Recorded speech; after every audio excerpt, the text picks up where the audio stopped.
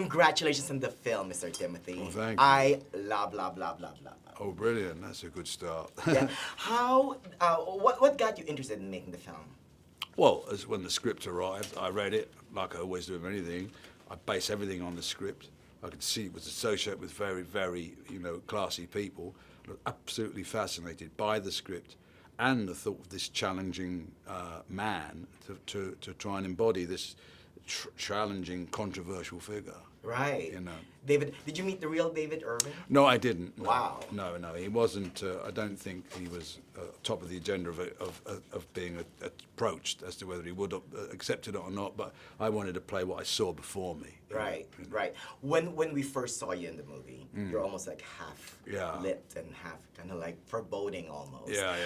How did you attack the character? What was your plan of attack in giving him life? Well, it's the same I do with anything. It's my job as an actor to look at not at the consequences of somebody's actions, but where they come from, what they are.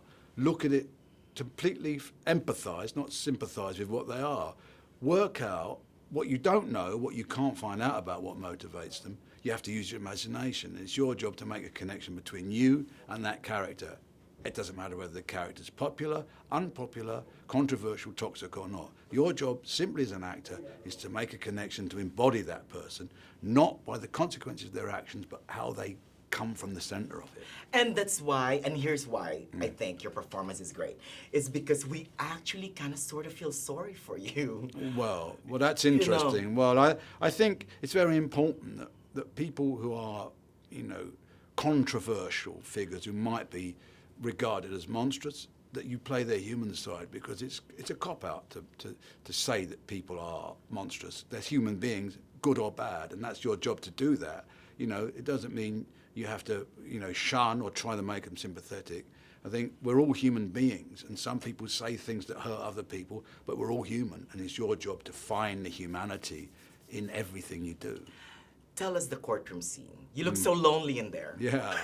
Well, he was. He elected to be his own counsel and his own lawyer and barrister, and I found myself being quite isolated there. In between takes, we all had our own rooms, and I went away, and it was odd. I just found that fortune was doing that to me as well. So every time I come out of this little room into the trial, and they were all over there, it was a little bit, and it worked to feel that sense of contrarianism as well. Right.